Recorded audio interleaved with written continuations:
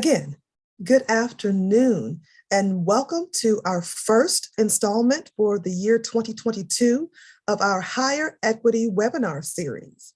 I am Dr. Dawn Offit, the Executive Director of Initiatives for Diversity, Equity, and Inclusion here at the Council. And those of you who've been with us for a while, you know that higher equity is the intersection where higher education and equity converge.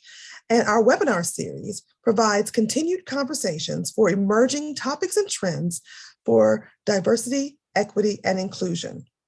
Today, it gives me great pleasure to facilitate our webinar entitled Workforce Trends, the Impact on Underserved Populations and Counteracting Unconscious Bias. With us today, we have Mr. Rick Smith. Mr. Smith is the Associate Vice President here at the Council on Kentucky, on the Post-Secondary Council on Education. And his particular title is Associate Vice President of Economic and Career Development. He has over 30 years of experience in higher education and nonprofit leadership, as well as healthcare administration, public relations, crisis communications training, marketing, business development, diversity training, and television news. He, before joining the council, previously served as the president and CEO of the United Way of Ross County, Ohio, and the vice president of institutional advancement and community relations of the Northern Pennsylvania Regional College in Warren, Pennsylvania. He also operates Smith Consulting Solutions, a consulting firm specializing in fund development, crisis management, media training, presentation skills training, public relations, marketing, and diversity and inclusion.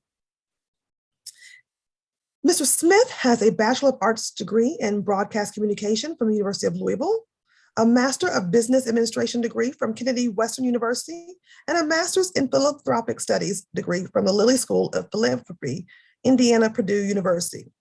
He is currently pursuing his doctorate in educational leadership at Bradley University, where he plans to be finished in the fall of 2022. He has a certificate in fundraising leadership from the Lilly School of Philanthropy and is a certified diversity and inclusion trainer from Cornell University. And at this time, it gives me great pleasure to turn it over to Mr. Smith, who's going to be our speaker for today. All right, thank you, Dr. Offit. I appreciate the kind introduction. It's always funny hearing all the bios and all the stuff, and I think, wow, I've either done a lot or I'm just getting old. I think I'm just getting old, but that's fine. I appreciate your kind introduction, and thank you for everyone watching the webinar. As I get older, I realize more than ever that time is precious, and the fact that you could be doing any one of a million things right now, but you've chosen to spend the next 40, 45 minutes or so with me. I hope you find this time well spent. I appreciate your joining. Today, as Dr. Offit said, I want to take time to talk to you about an extremely important topic. Now, while the topic does impact all of us, it has a disproportionate impact, negative impact, on people of color, in particular, African Americans. We'll discuss workforce trends and the impact those trends have on underserved populations. Further, we'll talk about the role of unconscious bias and the role unconscious bias plays in all this. Now, I'll unpack that for you in just a minute, but first I want to share with you a few chapters of my life story. It's a story about my family and me with roots in Danville and Springfield, Kentucky. Now, I grew up in Louisville, Kentucky, Fern Creek to be precise. I'm very proud of being a Fern Creeker. The professional orators tell you that when you're presenting, you should start with a story that catches your audience's attention. Now, many people take the opportunity to tell their own personal story, like CPE President Dr. Aaron Thompson. Now, he has a great story. He's a first-generation high school student as well as a first-generation college graduate. He was raised in Appalachia, Kentucky. Now, his story catches your attention and inspires you and motivates you to be the best that you can be. That's one of the reasons he's so good at what he does. His story motivated him to strive for excellence. And if you haven't heard Dr. Thompson's story, I encourage you to do so. It's what motivated him to go into higher education. And it's what motivated me, honestly, to become a doctor myself and to follow my passion and pursue a path into higher education and to help others. While my passions lie in higher education and helping others, I didn't find this love of higher education immediately. In fact, it took me a little while to get here. For 8 years, I was a television news journalist, as you heard from my bio, and I loved it. And after TV news, I spent 20 years as a hospital administrator. It's too was a career that I enjoyed and provided my family and me a very good living. It took us around the country, and we enjoyed it. I also spent some wonderful years as a president of a United Way chapter, helping others. Now, that work really inspired me, and I think some of my former colleagues are actually joining us, which I appreciate their support. I've been an author, an entrepreneur, and I've even owned a used car lot, believe it or not. So yes, I've done a few things in my career. But it was about 8 years ago, I found what I consider my true calling and passion, and that's higher education administration. So let me briefly tell you my story and explain why it's relevant to this topic. Now, my personal experience directly relates to the topic and the theme of my talk today, workforce trends and the impact on underserved populations, and how unconscious bias, or in some cases, conscious bias, impacts us all. I was born in the mid-1960s, and fortunately for me, raised in a traditional middle-class military family that protected me, for the most part, from the violent racial unrest that was apparent at the time in the country, around the country. Now, my family included mom, dad, and my 3 older brothers. And while we certainly weren't rich, I can never remember needing anything that I didn't have, except for maybe a go-kart that I wanted when I was 10, but that's a story for another day. Recently, a new television show came out. You may have heard about it. It's the remake of the classic 1980s sitcom, The Wonder Years. Except for the modern twist in this remake is the main characters are not white, rather they're African-American. Well, in a way, that's my story. I jokingly tell people that I grew up kind of like Leave It to Beaver. Now, before you age me, I think most of you hopefully remember the Beaver. But except for 2 boys in the family and Mr. and Miss Cleaver, we had 4 boys in the family and Mr. and Miss Smith. Now, when my father retired from the United States Air Force in the late 1970s, we left Alabama and relocated back to the Commonwealth in the suburbs of Louisville, like I said, Fern Creek. Now, I grew to love Fern Creek, but Fern Creek didn't exactly love us in the beginning. You see, we were one of only a few African-American families who lived in Fern Creek at that time. We moved there in the mid-1970s, and some of you know what was going on in the education system in Louisville during this period. You may be thinking to yourself, busing. Yes, busing was going on at that time. For those of you who don't know, busing was started as part of a desegregation plan that implemented racial guidelines for school assignments in Louisville and Jefferson County. Now, mind you, we were coming from Alabama in the mid-1970s, and while certainly Alabama had its struggles with racial equality, it was not until moving to Kentucky that I personally got called out of my name so many times that I became numb to it. My brothers and me had bottles thrown at us, and let's just say some people were not very neighborly as we simply made our way walking to school. Now, in those early days, my parents walked us to school, so you can get the mental picture. We lived literally right across the street from the high school where my brothers and I attended, except for my oldest brother, who was already in college at Eastern Kentucky University. Now, we were down the street about 4 blocks from the elementary school where I attended. All right, so get a good laugh. That's me. Despite the rough start, I had an excellent school experience. The little dude in the brown jacket, yes, that is me. I've been wearing bow ties for a very long time. My parents told me I used to dress up even back when my brothers were going to school, and I'm told that I'd pretend like I was going to school too, even before I was old enough to start. The picture on the other side, that's me, what we believe is my actual first day of school in Fort Rucker, Alabama. I was clean, wasn't I? Check out my purple. In the middle picture, this is me in the 6th grade at Fern Creek Elementary School, circa 1978. I was one of only 2 African Americans in my class who actually lived in Fern Creek. My 3 friends on the bottom row, see, they were bused in from the west end of Louisville, catching the bus around 6 a.m. No wonder they were often tired and at times acted out and got into a little bit of trouble. As an adult, I can only imagine how tired they must have been by the time their school day started. Now, I know how moody I am if I have to leave my house before 8 a.m., let alone 6 a.m. For the most part, many of the students were nice to me, and the teachers were too. While I regularly got into trouble, my school experience wasn't without challenges. I can vividly remember my parents going to the principal's office with me in tow when I got into junior high school. Now, they were upset about my class schedule. Me, I thought the schedule was great. I had all the easy classes, woodshop, basic English, basic math, intro to biology, all the classes I needed to skate through in my mind. What my schedule was missing, however, were classes that would help prepare me for college. Now, mind you, I was a straight A student K through sixth grade. So when I got to grade 7, it would be expected that I would follow my white friends and be placed in the same college preparatory classes, right? But that's not how this story goes. Well, at least not until my parents marched me up to school and went behind closed doors with the principal and my guidance counselor who helped me select my classes.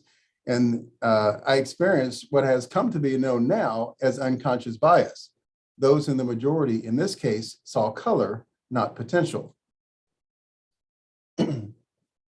When my parents emerged, to me, it was like Moses parting the Red Sea. They handed me the new schedule like God handing Moses the 10 Commandments. That's what I felt like. I was not a happy person, but it was a signature moment in my life. I thank my parents for that now, but certainly not then. My new schedule was littered with stuff like algebra, advanced English, advanced biology, and DOS computers.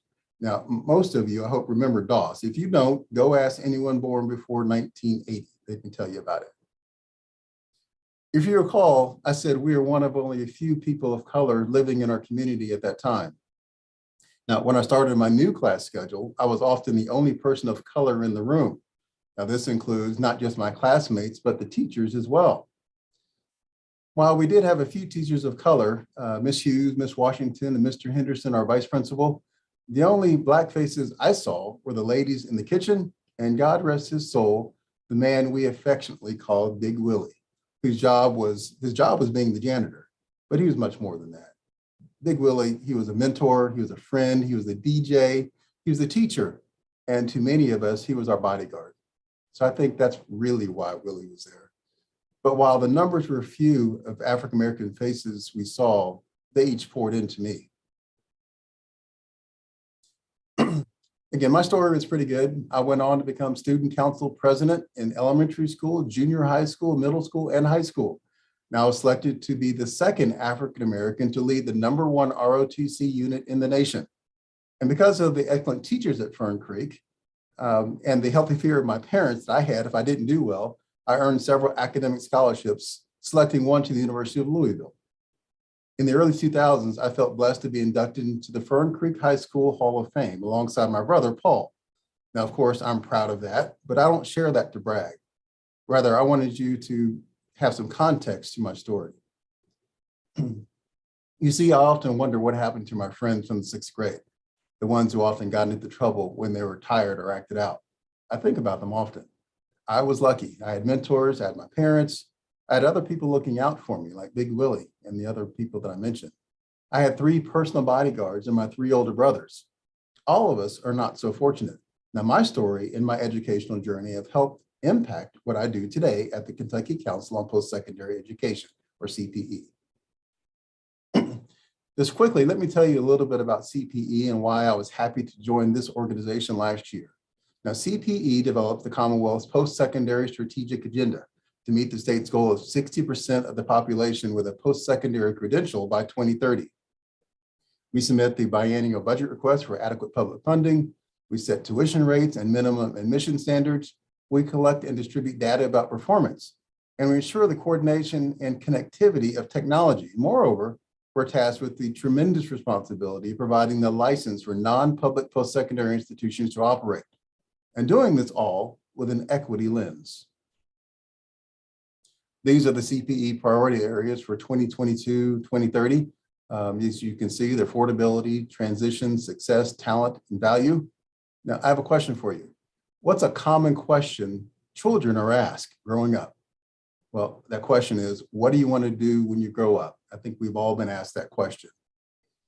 Well, as the Associate Vice President of Workforce and Economic Development, part of my job is helping people answer that question by focusing on talent.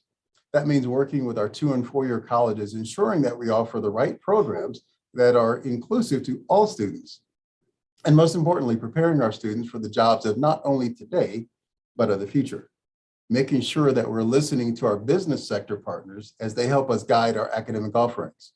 Now, as CPE unveils its strategic agenda to take us into the year 2030, my energy is focused on increasing talent and innovation to support Kentucky's communities, employers, and economy. The objective is to improve career outcomes of post-secondary graduates. Now, we'll do that by working with our campuses to include work-based learning and other career-relevant experience in all undergraduate programs. Now, we'll accomplish this by strengthening campus-based career advising and development, and by facilitating meaningful partnerships between employers, community partners, and education providers to improve the career outcomes of post-secondary programs. The other side of the coin that I'm focused on is to increase research and service to support strong communities and economies, identify high growth, high demand, high wage industries by region, and target post-secondary programs for increased enrollment in those areas, to increase targeted research, the development of signature academic programs, and expanded community engagement supporting Kentucky's high need, high priority areas. That's very important. Well, now we're going to get to the meat of the presentation, I think. The focus on career and workforce is so essential because, in case you missed it, technology is not going away. Technology is changing how we communicate with each other. Yes, it is. It's changing how we live. And trust me when I say it's changing how we work. As you can see from this slide, technology is replacing the need for many manual skill jobs. In a recent national survey of employers, check out the skills most valued by employers. Mental attributes outscored physical attributes. Can you imagine that? Think about that. So mental attributes are outscoring physical attributes. So it doesn't matter if you're just the strongest person in the room anymore. They want to know how smart you are, what you can contribute. Now, way up at the top, look at where communication sits, followed by teamwork, sales, and customer service, leadership, and problem solving. Now look over at the left side. Look at the skills ranked lower in the list of top 19. 12 was fine motor skills, 15 mechanical skills, and all the way down at the bottom, 19 strength and coordination.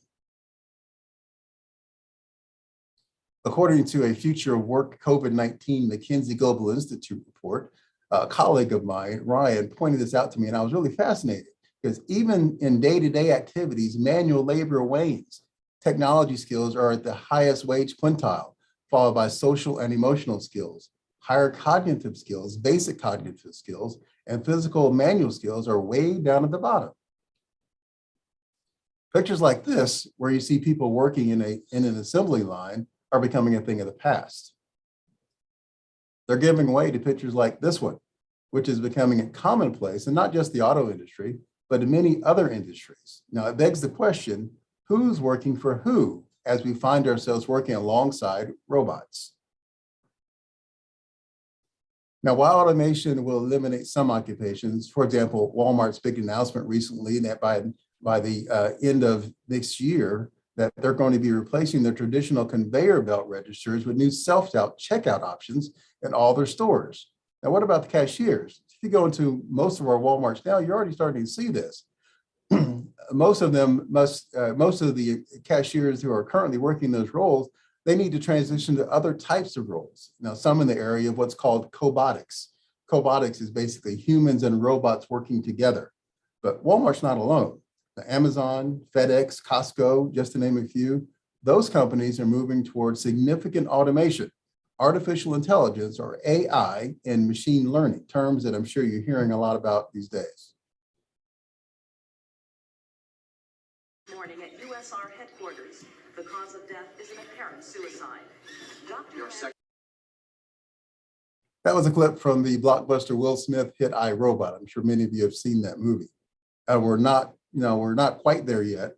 Soon we will be. Robot waiters may be taking our orders at our favorite eateries along with many other things.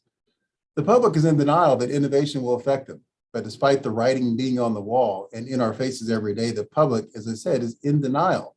But again, look at this chart. This Pew Research shows how Americans see automation in the workplace. The public says robots will take over much of the work done by humans, but get this, most workers do not think that it will affect their type of work. You say, not me. Well, let me tell you, it's happening right before our eyes, and we need to be ready. Think about this. These days, we're offloading judgment calls to computers all the time. Computers tell us which way to go, which street to take, the highway or the streetway. Tell us when to take a detour. Now, computers give us suggestions on what movie to watch next. What's behind that tool is a technology called machine learning. If you don't believe me, when we get finished here, go check out your Netflix queue and see what it's suggesting for you based on your viewing habits. People of color are being hit especially hard when it comes to the automation of the workplace. Black workers are overrepresented in 11 of the 30 jobs that employ the most Americans, which are at high risk of being automated. Hispanic workers are overrepresented in 13 occupations at high risk of being automated. So as you can see, it's definitely a disproportionate number. Yeah, as you can see on this slide, these are the top jobs that are at risk for displacement due to the automation of the workplace. Jobs are currently being occupied. Now, these jobs are currently being occupied primarily by people of color. Jobs like cashiers, customer service, food prep, et cetera. You can see the list.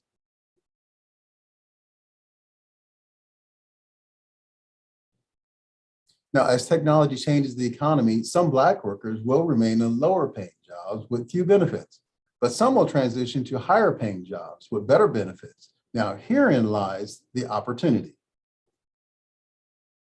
Those better and higher paying jobs require effective training or education.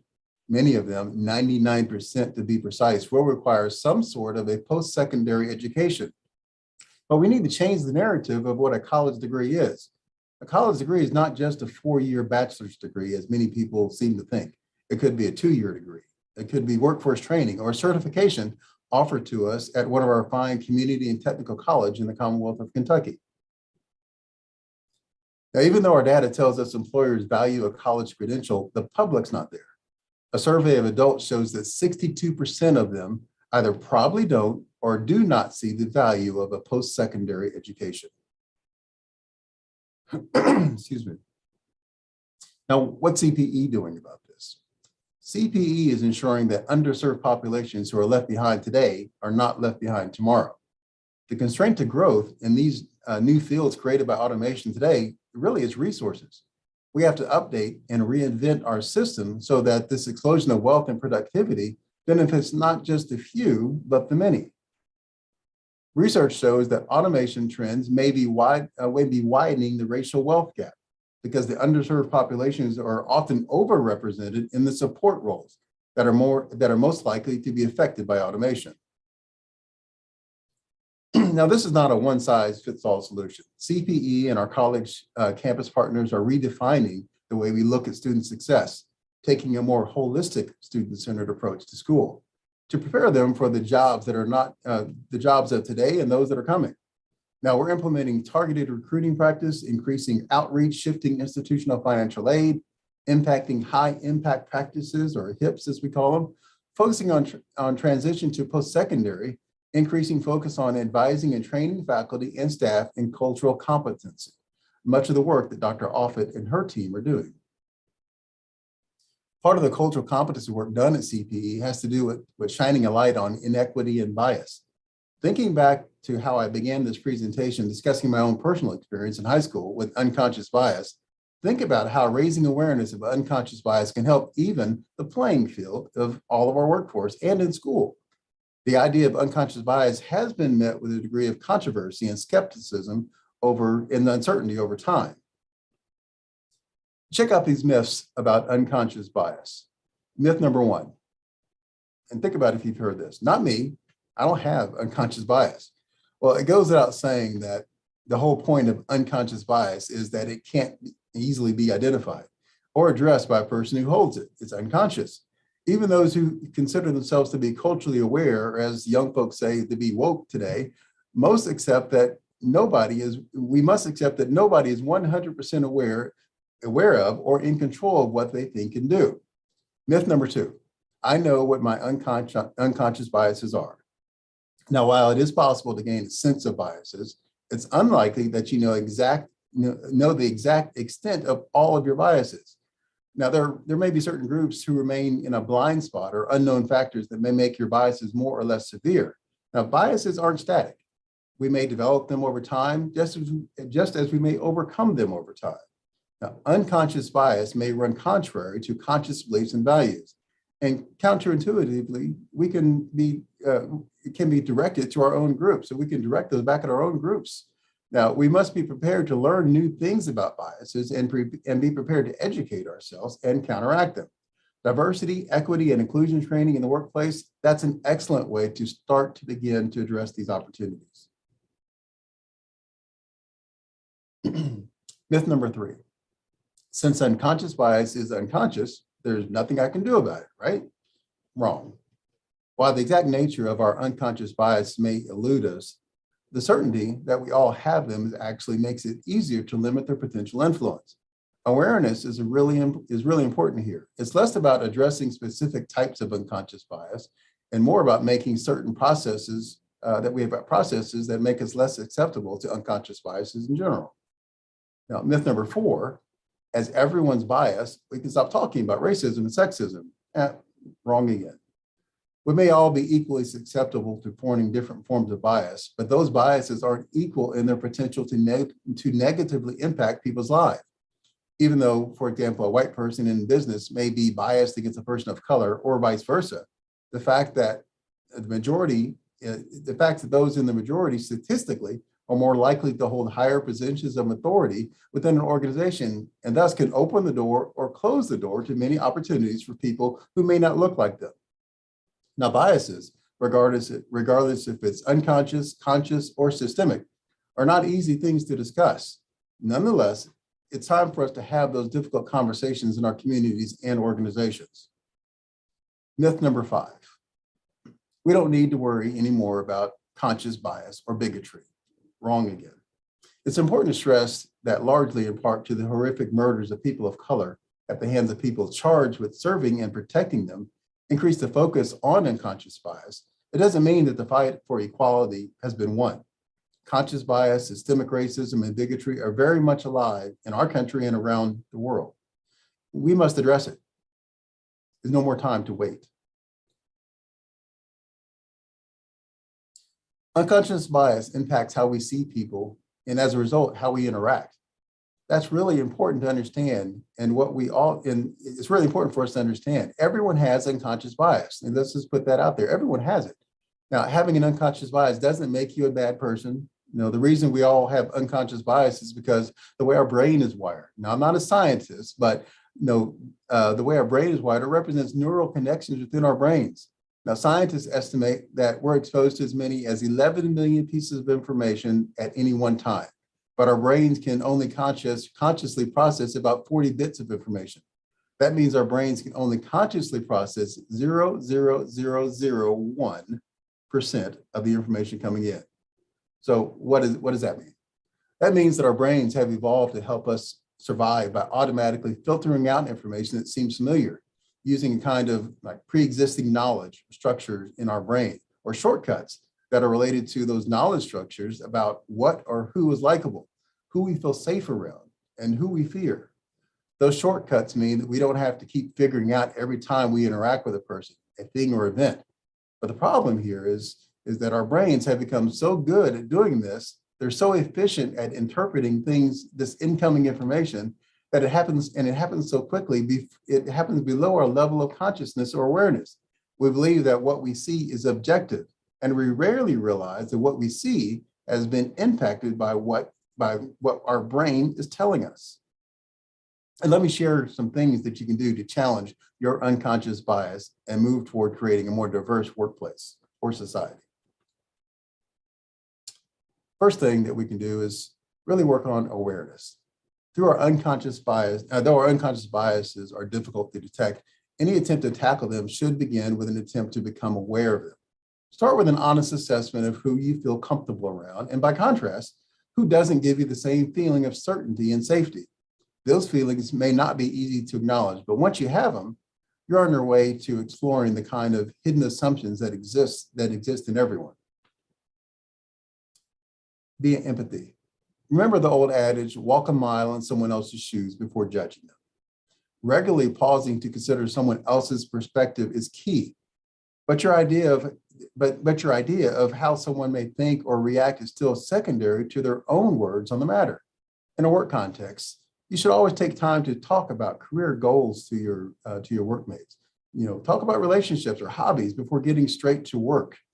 Empathy is fueled by actual knowledge, and positive relationships can build over time. That can help impact your perceptions of other people just by getting to know them. Increase exposure. That's number 3. Odds are good that people you know the best are people you are the most comfortable around.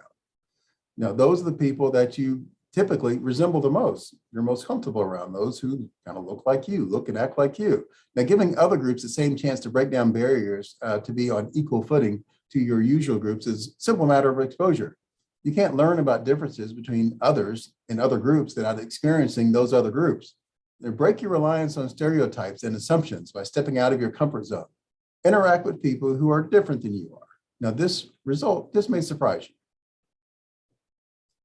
Conscious use of micro-affirmations. Whereas microaggressions are everyday slights and comments that result from unconscious bias, micro-affirmations are subtle or small acknowledgments of an individual's value and accomplishments. Now, consciously leaning more heavily into public recognition of others, talking about the positive things that your staff or your workmates are doing. Always positively attributing work to a person, commending them when unprompted, and introducing them to others. When you introduce a workmate to maybe your family that comes up, that makes them feel good. It can help offset and reduce any microaggressive actions.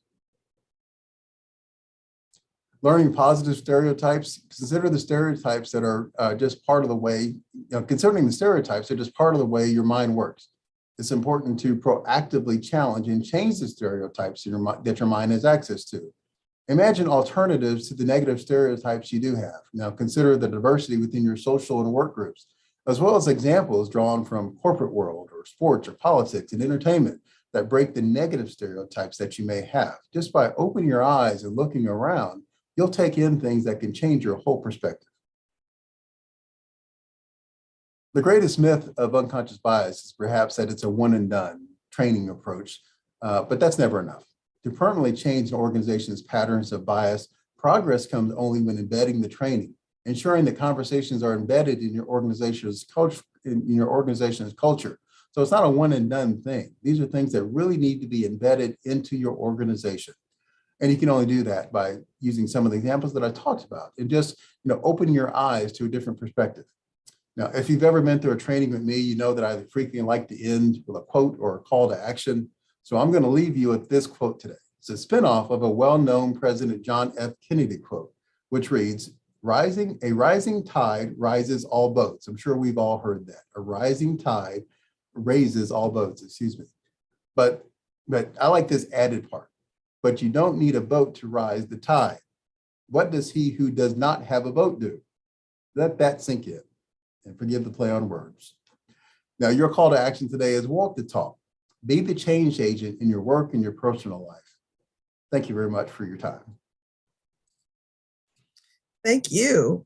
I so appreciate all of the information that you shared. I know that in the chat, there was an individual who wanted some of the citations for something that you gave us. But before we go, I had a couple of questions I wanted to ask you. And in your role at CPE, we work with our institutions, and part of some of the work that we do in diversity, equity, and inclusion talks about graduating culturally competent students. Mm-hmm. And so when we're talking about this notion of unconscious bias and we're looking at preparing our students, my first question to you is, can you shed some light from your role on what employers are looking for our students to be able to do once they get into the workplace? You showed that chart where we talked about the physical attributes were down at the bottom and some other attributes were at the top. Can you give some examples? Like, what are some things that they're looking to be able to have students do? Yeah, I think they're looking for students to come in and quickly contribute from a mental standpoint, not just the physical one. By that, I mean, being able to come in and be able to communicate with their coworkers, be able to listen to coworkers and interact with them, and not be afraid of maybe a coworker who may not look like them or have the same background. But again, diversity makes us all better. And you know this, I've seen your training. A diverse group makes a better set of employees because everyone's looking from a different lens, a different perspective. So I think what your training that you're doing and what employers are looking for from students are coming in and not being afraid to communicate, but communicate in such a way that's professional, be able to have respect for their coworkers and be able to and willing to contribute, but also listen to others and just be able to kind of navigate that culture and contribute to it. No, it doesn't matter anymore that you're just the strongest person in the room and you can lift the most. That doesn't matter. They're looking more for their mental aspects that these students are bringing. And I saw a comment that stated that training should be mandatory not only at the secondary level, but post-secondary as well. And so while we don't have any of those kinds of mandates currently, can you offer some suggestions to faculty and staff as they work with students? How can they help put in place some things that students could take advantage of while they are in college to prepare themselves after they graduate to go into that workforce with the necessary skills that these employers are looking for? Sure. I think I'm going to approach this from a couple of different angles here. From the faculty of a college, from their perspective, it's real important to have continuing education. I consider myself a lifelong learner, so I'm always looking for how I might be able to learn something different, to read a book. We have so many different free vehicles that are out here right now. You can go to YouTube and pretty much research and do, get information on just about any topic. But find topics that are endorsed. Like you can go to the CPE website, for example, and there's a plethora of information. I know your department puts out great information about, diversity, equity, and inclusion, resources that people can go to and study on their own. It doesn't cost a thing. Now, it's great for higher education administrators to put money in the budget for that, different training that they can send staff to. But again, given this virtual age and through COVID, we've learned that virtually we can have access to lots of different things through the World Wide Web. We can go find many free resources. So you don't necessarily have to go to an expensive conference or anything on the other side of the country. You can just watch the conference. You can go back and watch videos such as the series that you're doing right here. Now, from a student's perspective, it's the same thing. Hopefully faculty members are teaching, they're embedding cultural competency in the classroom, just like we hope that it's embedded into the workplace. But if it is not, if you're in a place where you feel like you're not getting what you want, again, utilizing those free resources, going to places like CPE to get information, going to other places, other resources. There's just a plethora of information out there. You can just simply do a Google and pretty much find anything. But I would caution people to make sure you're going to a resource that's reputable, something that's endorsed. Again, I keep mentioning CPE because I just know for a fact that we have so many great resources. So I tell people all the time, go to CPE, go to KY Stats to get information that you need to do your own research. Hope that answers the question. Absolutely, it does. And so I'll leave us with this last question that I like to ask our presenters. So if there is that one quick piece of advice that you could give someone who's beginning to look into this work, we've heard of unconscious bias, and we've heard of implicit bias, and all the, we hear that, and sometimes it's come across, as that buzzword, that new word. But for those of us, who have been inspired to really say, I want to start taking a look at this more. What's one of the first things that I can do to increase my awareness of my own biases? That would be a quick win. Some of that low-hanging fruit, that's a quick win that I don't have to do a lot of research. What's the first thing that I can do to get started on this journey? When I do training, when I talk to people, one of the first things that I say, and this sounds a little bit cliche, and it's easier said than done, but be comfortable being uncomfortable. By that, I mean, be ready to expose yourself to things that you may not feel comfortable around, like going around people who don't necessarily look like you, going to a different church setting, going shopping someplace where you wouldn't maybe normally, just to get to know people. And sometimes that's makes some people feel uncomfortable, but in doing so, you're exposing yourself to things that are different cultures, different ethnicities, different religions, for example. And be open-minded when you're doing that, because again, at the end of the day, we're gonna learn that everyone has basic things that are all the same. People are inherently good, not inherently bad, but it's going to take you stepping out of your comfort zone to really understand that. If you just spend time watching, watching the news, and I'm a former journalist, but it's the news job. Oftentimes we report more bad things than good things. And that's what keeps people watching.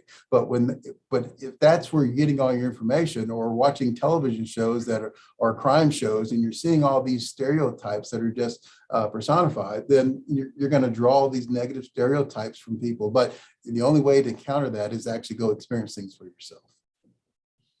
Well, thank you again for that information. You are getting a lot of kudos in the chat. People are saying thank you for this relatable information. Thank you for this insightful information. And so we appreciate you for presenting for us today. And we appreciate those of you who continually support our Higher Equity webinar series. And so with that, we will end today's presentation, and we'll say stay tuned. In a couple of weeks, we will have another one that we're offering, and we'll have more information on our website for that. And if you follow us on our flash brief, we'll have registration information for it then. So again, thank you so very much, everyone. Thank you again, Mr. Smith, and we look forward to seeing you at our next Higher Equity webinar series and meeting us at the intersection. Have a great day.